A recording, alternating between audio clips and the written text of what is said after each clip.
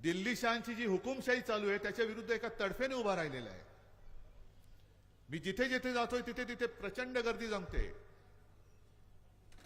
हिंदू तर सोबत आहेतच, मुस्लिम पण मोठ्या प्रमाणावरती येत आहेत, ख्रिश्चन येत आहेत, मुंबईमध्ये मराठी तर आहेतच, उत्तर भारतीय सुद्धा येत आहेत। काय येत आहेत?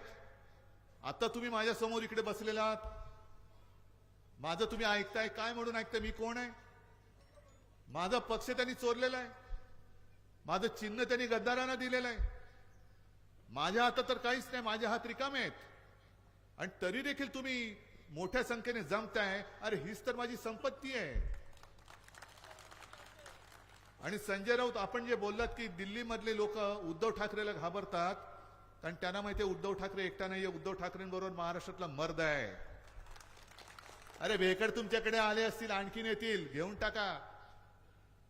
तुमच्याकडे भेकडांची सेना असेल, गद्दारांची फौज असेल, पण ती गद्दारांची फौज, भाड्याची फौज ही माझ्या मर्द मावळ्यांच्या फौजीबरोबर लढा देऊ शकत नाही, टक्करच देऊ शकत नाही। आणि प्रत्येक सभेमध्ये सांगतो, भारतीय जनता पक्षामध्ये जरा जरी मर्दपणा शिल्लक राहिला असेल, शक्यता नाहीच आहे, अजिबात नाहीये, पण जरा जरी भाजपामध्ये मर्दपणा शिल्लक राहिला असेल तर तुमच्या सरकारी यंत्रणा ज्या घरगड्याप्रमाणे वापरताय तुम्ही, त्या बाजूला ठेवा आणि खुल्या मैदानात लढायला समोरासमोर या। बघूया कोण जिंकतो आणि कोणाच्या पाठीला माती लागते। पण आज पूर्ण देशामध्ये, म्हणजे आज नितीश कुमारनी तो विश्वासदर्शक ठराव जिंकला म्हणतात, पण कालपासून बिहारमध्ये जे नाटक चाललं होतं, जवळपास 200, 300, 400 पोलीस त्यांनी तेजस्वी यादवच्या घरात घुसवले, सगळीकडे पोलीस घुसवले, कुठे आमदार, कुठे आमदार, कुठे आमदार। याला लोकशाही म्हणता तुम्ही? पोलिसांच्या बळावरती तुम्ही आमदारांना उचलून आणत असाल तर ही जुलम जबरदस्ती आहे।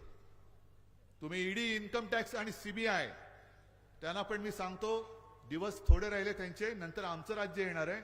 आत्ता गडबड कराल तर उद्या तुम्हाला बघून घेईन। पण आमच्या आमदारांच्या मागे ईडी लावायची, सीबीआय लावायचं, इन्कम टॅक्स लावायचं। बरं, लावला तर लावला, पण लावल्यानंतर जर का ते भाजपात गेले तर आपल्याचकडचे एक आमदार ज्यांच्या घरामध्ये ईडी घुसली होती, त्यांनी स्टेटमेंट दिले की त्यावेळेला जे पोलीस आले होते, मला वाटतं सीमा सुरक्षा दलाचे पोलीस घेऊन घुसले होते ईडीवाले त्यांच्या घरी, म्हणजे धाड घालायला जे पोलीस आले होते ते म्हणे आता माझ्या घराबाहेर माझ्या संरक्षणासाठी पहारा करताय, आतमध्ये मी मस्त झोपतो। आता ते पलीकडचे पुण्याचे हर्षवर्धन पाटील सुद्धा बोलले होते की भाजपात आलो, आता ईडी बीडी काय नाही बघा, शांत झोप लागते। म्हणजे तुम्ही एकतर आरोप करताय, ते कुटुंबाची बदनामी करताय। हे कुठलं हिंदुत्व आहे? हे हिंदुत्व कुठलं? अरे हिंदुत्व हिंदुत्व तुम्ही म्हणता, तसंच छत्रपती शिवाजी महाराजांनी समोरासमोर लढा दिला होता, आणि एक सुद्धा उदाहरण मला शिवाजी महाराजांचं असं दाखवा की शिवाजी महाराजांनी त्यांच्या मित्राला दगा दिला होता, एक सुद्धा नाही। कारण मित्राला दगा देणारा आमचं हिंदुत्व असू शकत नाही, आणि जो मित्राला दगा देतो तो हिंदूच असू शकत नाही, अजिबात नाही। तुम्ही एका बाजूने या सगळ्या गोष्टी करतात, आता सुद्धा जे आमच्या मागे आमचे जे आमदार माझ्या सोबत राहिलेत, अगदी वायकर असतील, आणखीन कोळी, त्यांना सुद्धा म्हणे मुदत दिलेली आहे की इतक्या दिवसामध्ये भाजपात किंवा मिंदेकडे जा, नाही तर तुरुंगात जा। आणि संजय राऊतला लोक आज का मानतात? कारण तो तुरुंगात जाऊन आला। उदयनला सुद्धा का मानतात? कारण त्यांनी मला आता तेच सांगितलं की त्यांनी सगळ्यांना सांगितलं की घरी मला आई वडिलांना आणि शिवसैनिकांना तोंड दाखवायला जागा राहिली पाहिजे। जर मी भाजपात गेलो, मिंदेकडे गेलो, तर मी तोंड काय दाखवू लोकांना? हे सगळे जे काही गद्दार फिरतायत, हे कोणत्या तोंडाने फिरतायत? बरं, काय संस्कृती काय? आता म्हणे हे म्हणजे मोदी सरकार, मी मोदी सरकार मानत नाही, मी भारत सरकार मानतो। मोदी सरकार तुमच्या पक्षापुरतं असेल, पण माझा हिंदुस्थान तुमच्या आधी कित्येक वर्षापूर्वी जन्माला आलेला आहे। हे आमचं हिंदुत्व भाजपाने जन्माला नाही घातलेलं, त्याच्या आधीपासून जन्माला घातलेलं आहे। आणि मराठवाडा ही तर संतांची भूमी आहे, मराठवाड्यामध्ये कोणी आम्हाला हिंदुत्व शिकवण्याच्या प्रयत्नात पडू नये। अगदी प्राणी मात्रांवरती सुद्धा दया करा. अंबरस तुम्ही सांगितलं की उदय आपले कोणाच्या घरी चांगलं वाईट झालं तरी जातो. एवढंच नाही तर त्यांच्या घरची गुरं बिरं सुद्धा कुठे बरं वाईट झालं तरी जातात. याला म्हणतात माणुसकी. आणि हे खरं हिंदुत्व आहे. मग हे हिंदुत्व कुठे?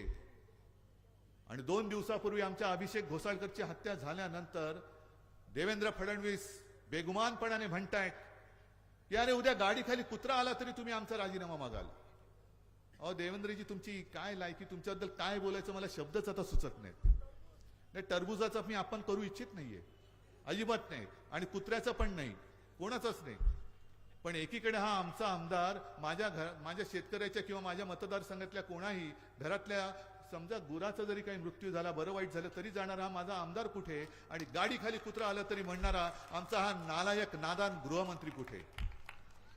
हे आमचं हिंदुत्व आहे. तुमचं हिंदुत्व काय? आणि मुस्लिम समाज सुद्धा जो माझ्यासोबत आलेला आहे त्यांना काय माहिती नाही मी हिंदुत्ववादी आहे? काय माझ्या हातामध्ये भगवा झेंडा, मी हिंदू हृदय सम्राट शिवसेना प्रमुखांचा पुत्र आहे, काय मुसलमानांना माहिती नाहीये? तरी सुद्धा ते माझ्यासोबत येत आहेत. याचं कारण असं की कधी माझ्या आजोबांनी, कधी माझ्या वडिलांनी हिंदू धर्माचा अभिमान बाळगताना दुसऱ्या धर्माचा आहे म्हणून द्वेष करायला शिकवलं नाही. हा एक जरूर की जो कोणी देशद्रोही असेल तो जातीपाती धर्माने कोणी जरी असला तरी त्याला फासावर लटकवा, हे आमचं हिंदुत्व आहे. तरी त्याला फासावर लटका, कोणी असेल. म्हणजे जसं तो एक मध्ये कुरुलकर सापडलाय, आधुनिक केस चालू आहे, त्याच्याबद्दल भारतीय जनता पक्षाने कोणतीही प्रतिक्रिया दिलेली नाही. तो सुद्धा यांचा कार्यकर्ता होता असं म्हणतात, माझ्याकडे अधिकृत माहिती नाही. पण कुरुलकरनी जर का आपल्या भारताची, आपल्या देशाची गुपितं पाकिस्तानला दिली असलेले सिद्ध झालं तर तो जातीने धर्माने हिंदू असला तरी त्याला भर चौकात फाशी द्या, हे आमचं हिंदुत्व आहे. कारण जो माझ्या देशाची गद्दारी करतो, जो कोणी देशद्रोही आहे तो आमचा नाही. आणि जातीपाती धर्माने कोणी असला आणि जो हा माझा देश, त्या देशासाठी मरायला तयार आहे, देश रक्षणासाठी तयार आहे, तो कोणी असला तर तो आमचा आहे, हे आमचं हिंदुत्व आहे. ठीक आहे, त्यांनी मोदीजींनी राम मंदिर उभारलं असं ते म्हणतात, पण राम मंदिराचा निर्णय हा सर्वोच्च न्यायालयाने दिलेला आहे. आपण युतीमध्ये त्यांच्यासोबत होतोच. खरं म्हणजे महाराष्ट्रामध्ये त्यांना वाढवलं हे आपलं पाप आहे. पण त्याने हे लक्षात नाही की ज्यांना आम्ही वाढवू शकतो त्यांना या महाराष्ट्राच्या मातीमध्ये खतम सुद्धा करू शकतो, ही आमची ताकद आहे. हा महाराष्ट्र आहे. आणि राम मंदिरासाठी आम्ही होतो तुमच्या सोबत.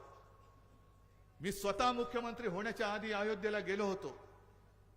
शिवजन्मभूमी म्हणजे शिवनेरीची एक मूठ माती घेऊन मी अयोध्येला गेलो होतो राम जन्मभूमीमध्ये. आणि तो कलश तिथल्या त्या पुजाऱ्यांच्या हातात दिला. तुम्ही माना अथवा नका मानू, पण मी गेलो होतो तो 2018चा नोव्हेंबर होता. आणि 2019च्या नोव्हेंबरमध्ये असं काय झालं कोणास ठाऊक की थंड बस्त्यामध्ये पडलेला तो विषय अचानक सर्वोच्च न्यायालयाने घेतला आणि 1 वर्षाच्या आत तिकडे राम मंदिर करण्याचा निर्णय त्यांनी दिला. आम्ही सांगत होतो मोदीजींना तुम्ही विशेष कायदा करा, अटलजींना सांगत होतो, नाही केला. आता तुम्ही श्रेय घेत आहात. प्रत्येक ठिकाणी म्हणजे मला मी जुनी एक आठवण मुद्दामून तुम्हाला सांगतो की जसं राम मंदिर अयोध्येमध्ये बांधलं तसं पूर्वी सोमनाथचं मंदिर सरदार वल्लभभाई पटेलांनी निर्माण केलं होतं, तिकडे पुनर्बांधणी त्याची केली. दुर्दैवाने मंदिर पूर्ण झाल्यानंतर सरदार वल्लभभाई त्यावेळेला नव्हते. मग तेव्हाचे जे राष्ट्रपती होते डॉक्टर राजेंद्र प्रसाद यांना बोलवलं गेलं आणि त्या सोमनाथ मंदिराची प्राणप्रतिष्ठापना ही देशाच्या राष्ट्रपतींच्या हस्ते झाली होती. मग इकडे जर काही देशाच्या अस्मितेचा हा विषय होता तर मग आज देशाच्या राष्ट्रपतींना तिकडे पूजेला का बोलवलं नाही? नवीन संसद भवन निर्माण केलं. त्या संसद म्हणजे देशाचे सर्वोच्च जे असतात ते राष्ट्रपती आणि संसद ही लोकशाही, त्याचे ते प्रमुख असतात.